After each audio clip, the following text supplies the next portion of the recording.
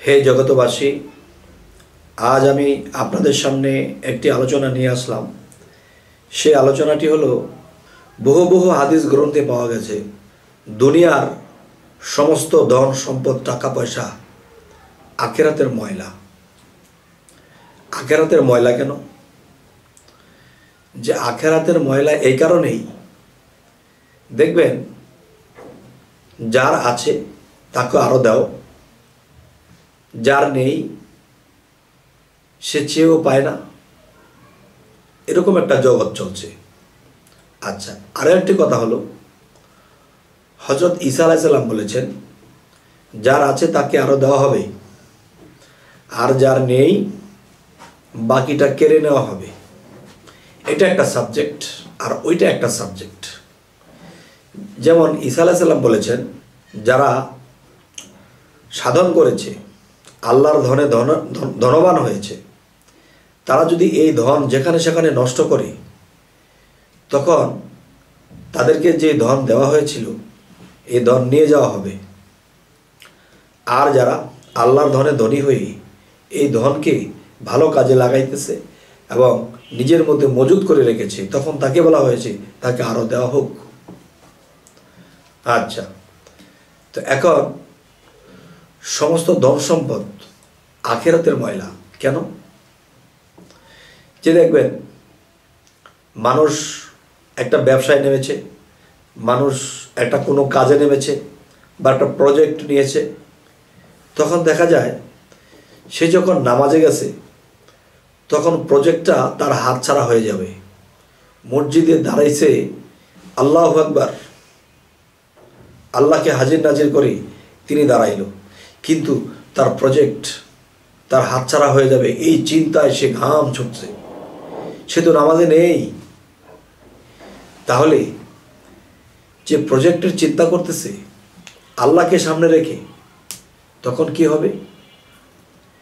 যে তার আখিরাতের জন্য এই ধন সম্পদগুলো ময়লা, কিন্তু সে নিজেও হয়ে গেল ময়লা। আল্লাহকে সামনে দাঁড় করিয়ে সে কি করলো? সে কিভাবে ধনী হবে, কিভাবে একটি কন্ট্রাক্ট পেয়ে যাবে, এই চিন্তায় সে নামাজের মধ্যেও বিভোর, ঘুমের ঘরেও বিভোর, খাইতে বসেও বিভোর, হারতে গিয়েও বিভোর, সবসময় সম্পদ নিয়ে সে চিন্তা করতেছে। তখন এর মৃত্যুর পরে কি হবে?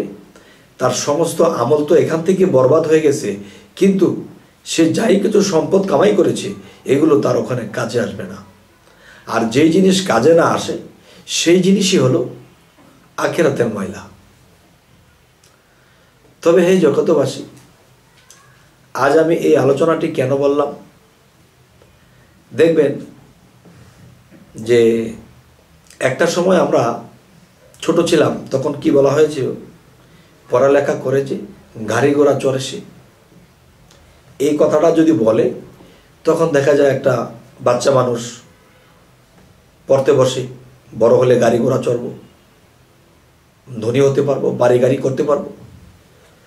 তখন বাড়ি গাড়ি করার টানে তারা পড়ালেখা করে, কিন্তু দুনিয়াবি কাউকে সম্মান দিতে হবে, কিভাবে দেশের উন্নয়ন হবে, কিভাবে সত্যকে ধরে রাখতে হবে, এটা আর থাকে না তাদের মধ্যে। তখন তাদের চিন্তায় আসে পড়ালেখা করার মূল উদ্দেশ্য বাড়ি গাড়ি করা, এরপর যে যেভাবে পারো ইনকাম করো। পড়ালেখার মূল উদ্দেশ্য হয়ে উঠেছে এইটা, যার ফলে মানুষ কখনোই আর আখিরাতে ভালো কিছু হয় না, দুজকের লাকড়ি হয়ে মৃত্যুবরণ করতে হয়। শেষে বেহেশত তো জুটবেই না, বরঞ্চ যে এই দুনিয়ার সম্পদ সেখানকার ময়লা হিসেবে কাজ করবে, আর সেগুলো দুজকে তার সাথে দিয়ে আগুন জ্বালিয়ে দেওয়া হবে। যাই হোক, তো আজকে আমাদের যে মূল উদ্দেশ্য, আমরা MA ডিগ্রি PhD যাই কিছু পড়ালেখা করি, কিন্তু মূলত উদ্দেশ্য থাকতে হবে মানব সেবা। মূলত উদ্দেশ্য থাকতে হবে যে মানুষ যেন আমাদের দ্বারা কোনো কষ্ট না পায়, যদি উপকার করতে না পারি তবে কষ্ট যেন না দেই, এই ভাবটা রেখে আমরা চলব। তখন কি হবে? আমি যাই কিছু করব তখনই আমার এই জিনিস, এই সম্পদ যদি আল্লাহর তরফ থেকে আফসোস হয়, তাহলে সেই সম্পদগুলো লিগেলভাবে এসেছে, এই সম্পদগুলো আখিরাতের ময়লা হবে না।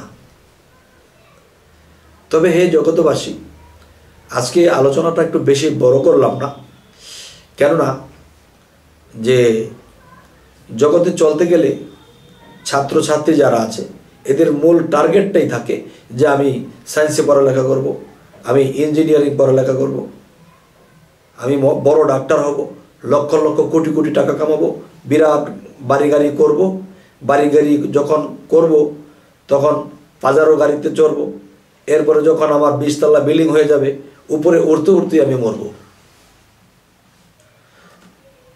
তারপরে আমি কি করব? তারপরে আমাকে নিয়ে ওই 3.5 হাত মাটির তলে নিয়ে পুঁতে রেখে আসবে, আর আত্মাটা চলে যাবে জাহান্নামের দিকে। তাহলে এই লেখাপড়ার কি উদ্দেশ্য? সৎ উদ্দেশ্য যদি হতো তাহলে এই লেখাপড়া করেও আমি জান্নাতবাসী হব। আর উদ্দেশ্য যখন আমি ডুপ্লিকেট করে ফেলেছি, তখন আমি মানুষেরটা আত্মসাৎ করেছি, মিথ্যা কলম চালিয়েছি, মিথ্যা চিকিৎসা করেছি, তখন আমার অনেক বড় বিল্ডিং হয়েছে, সেই বিল্ডিংয়ের মধ্যে 10 তলা পার হতেই চলে গেছে স্ট্রোক করে। কেননা আল্লাহ বলেছে তুই কত মানুষের সর্বনাশ করেছি, তোর অত্যাচারের কারণে এই টাকা বিপদে, এই টাকা ইনকাম করার কারণে কত মানুষ স্ট্রোক করে মরেছে। আল্লাহ কোরআনে বলেছে তুমি যা করবা ঠিক তা পাবা। এখন দেখা গেছে তোমার কারণে কত মানুষ স্ট্রোক করেও মরেছে। এরকম শিক্ষা অর্জন করেছো যে মানুষেরটা আত্মসাৎ করে খাইতেছ, তখন কত মানুষ স্ট্রোক করেছে। আজ তুমিও এই সম্পদ ভোগ করতে পারবে না, তুমিও স্ট্রোক করে। যাই হোক হে জগতবাসী, তো আজ আমি যে আলোচনাগুলো করলাম যদি আপনাদের কাছে ভালো লাগে তো অবশ্যই আমরা এভাবে মেনে চলার চেষ্টা করব, এবং আমাদের সামনে ভিডিওগুলো পেতে সাবস্ক্রাইব করুন। পরবর্তী বাকি ভিডিওগুলো আপনারা পেয়ে যাবেন। তো আজ এ বলেই রাখবো, সকলেই ভালো থাকবেন। আল্লাহ হাফিজ।